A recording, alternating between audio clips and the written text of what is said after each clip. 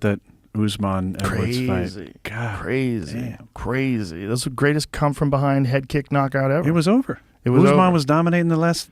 I watched it again today. I watched it in the gym today, working out. It's like, fuck, it's crazy. And we always knew Leon Edwards was really technical and really good, but I just assumed that the battle was lost. It seemed first like round he looked great. He took him down for the first time. Well, Colby Covington should have gotten credit for a takedown in the second fight. He did take Usman down. And Usman's knees went to the ground, and Daniel Cormier was angry that it wasn't registered as a takedown. He goes, "That's two." And you're talking to Daniel Cormier, who's an Olympic wrestler. That's the expert. That's who you should be going to when you decide whether or not something's a takedown. So I think they erroneously credited that with the first time that Kamaru Usman's ever been taken down in the UFC. It was the second time, but it was the most significant because not only did he take him down, he took him down, he mounted him, and then he took his back, and he was threatening with a rear naked choke. It was big. But then Kamaru was the champion he is, took over, and he won most of the remaining rounds, and it looked like it was, 3 rounds to 1. It almost looked like Edwards had kind of resigned to the fact that he was going to lose on a decision. Yeah, that's what a lot of people were saying. I mean, Dean Thomas, actually, who's the guy we go into in between rounds, who's an expert coach, he said he's broken. You could see how he wasn't looking his coaches in the eye, and he looked dejected. He goes, this is what it looks like when you're mentally broken. And then he went out there and landed the greatest head kick for that, in the history of the sport. It was so perfect, too. It's so textbook. But that's the thing about Leon. He's so technical. The way he does things is so smooth and so efficient. And so it wasn't shocking that he could do that. It was just shocking in the context of his performance up until that moment. Yeah. But the way he feinted with the right hand, extended the left, that forced Usman's head to move off the center line and threw the kick at the same time. It was fucking magic. You can teach someone the reason why that techniques work so well. You couldn't teach them any better than that visual. Because Usman's moving away from the punch and wham, the head kick comes. What is this? They were drilling this right before the fight. Really? Oh, my goodness. They noticed something on video, I guess. Oh, my goodness. Jab away hook kick. Yes. So they noticed that as he was moving, he would move off to the right-hand side. Wow. That's incredible. He'll circle and then go with the high kick. Wow. That's incredible. I mean, it's perfect. Greatest head kick knockout ever. And I don't think there's a close second. In terms of, you could say Holly Holm versus Ronda Rousey, but Holly Holm was winning that fight. It's a totally different experience. Yep. Holly Holm was avoiding Ronda. She avoided the clinch. She avoided the takedowns. She was dominating her on the feet. Ronda was already beaten up by the time that Holly landed a head kick. Ronda was getting fucked up. That was a rough night for Ronda Rousey fans. Very rough night. Very, very rough night. But a great night for Holly Holm fans. Yeah, it was. But this is different. This was a fight where it was a come from behind. He was down 3 rounds to 1. He won the first round. He lost the next 3. And to land that head kick in a fight like that was fucking wild. Especially when you consider, like, Leon hadn't fought in so long. There'd been so many problems. He was scheduled to fight Tyron Woodley in England. That fight got canceled because of the pandemic, and there was all these setbacks. But we had always known that he was one of the very best in the division, and that he's this like dark horse, this guy that people maybe in the general public weren't really aware of. Everybody's aware of the big stars, and he was just like super talented guy that had only lost one time in the UFC, and that was to Usman early in his career, and that was when he didn't know how to wrestle. So one of the big victories was him taking Usman down the first round and showing him, hey, motherfucker, I'm a real martial artist. I'm not just a striker anymore. I'm a fully well-rounded martial artist. Yeah, pretty impressive. I love you and Daniel's reactions. Oh my God, God, some of the best. It was crazy.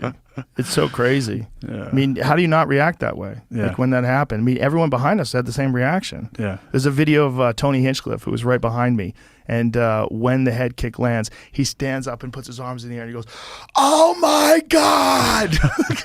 That's what everybody's reaction was, like, "Oh my God!"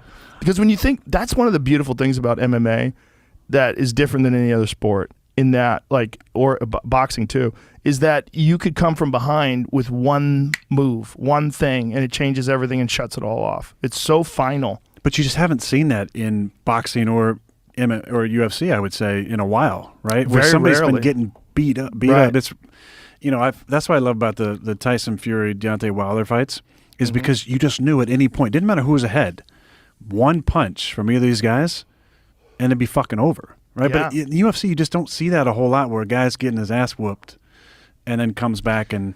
Well, it's a credit to Leon that he was able to do that, but also a credit to Leon that he really didn't absorb a lot of punishment in that fight. He wasn't busted up. He didn't have his eyes swollen. Yeah, he hadn't been concussed and rocked. He was losing, but he wasn't getting beat up. Yeah. He wasn't getting like tortured. He was still very fresh in the 5th round, which is also a credit to his conditioning. That he was able to fight that kind of a grueling fight and still be fast enough. In Utah. Yeah, as well, because some of the other fights, multiple fighters were really, I mean, poor Luke, wasn't conditioning wise, but there were other in the prelims where people were really tiring out in the 2nd and 3rd rounds of 3-round fights. Sure, and both these dudes, Usman as well, they looked really fresh in the 5th round. Well, Usman lives and trains at least in Colorado. Yeah, so he's training at altitude, which is great. But there's arguments about that too. One of the arguments is that the best method to do is actually to sleep at altitude, but to train at sea level. Really? Yeah, because it's about how much output you can put out. And that if you're training at sea level, you are able to put in more work. So you have more output. So your heart, you're able to condition your body better, and then you recover at altitude. So in your sleep time, your rest time, then your body acclimates and produces more red blood cells, which enhances your endurance, but you're still getting in more work. Can be done. But it's avoidable. It's an avoidable part of MMA that I think should really be addressed. And I think it's also cheating. I think it's sanctioned cheating. You're not 180. You're not. You're pretending. You're pretending you're fighting at 185 pounds. You're fighting at 220. That's what you are. You're 220.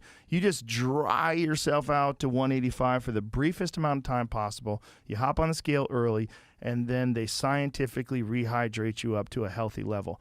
To dehydrate yourself to the point of literally on death's door 24 hours before a fucking cage fight is crazy. You wouldn't go out and party 24 hours before a cage fight. You wouldn't do any of the things that could deplete your body the same way dehydration does. But yet we allow it. And not only do we allow it, we expect it.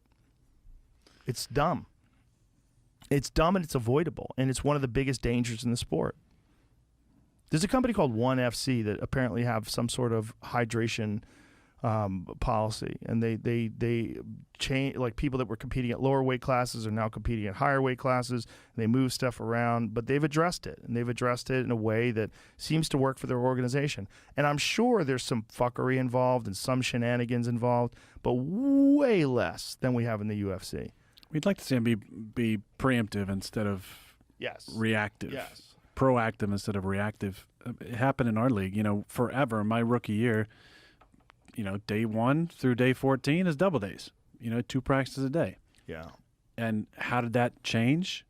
Somebody died. And then it was 2 and 1 and 2 and 1 and 2 and 1. And then there were some college kids that died.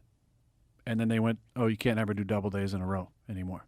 And no, double are they days dying are from out. heat stroke? Are they dying from exhaustion? Both. Yeah. Yeah. And there was some maybe genetic issues going on, but at the root, there was not the right nutrition and hydration policies or education involved to allow these guys to recover. And what was going on only got changed when there was a tragedy.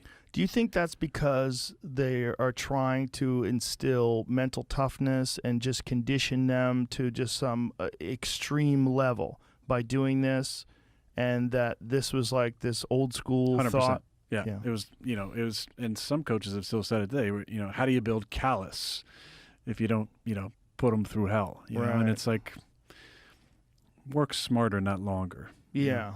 Efficiency over time. Well, I have a thought on that too, is that, I think you can make people mentally tougher, but I think at the elite levels of competition, everyone's mentally tough. Yeah. And that's not the issue. And I've seen people fight overtrained. I saw Tim Kennedy went through 2 camps in a row because one fight got canceled and he went right into another camp, and then he wound up fighting Kelvin Gastelum, and he was gassed out like almost immediately, which that fucking guy has a gas tank as big as the ocean. He's never out of gas. It's like one of his biggest strengths is his fucking relentless pace, but his body was just failing him because it had never gotten the adequate rest and recovery.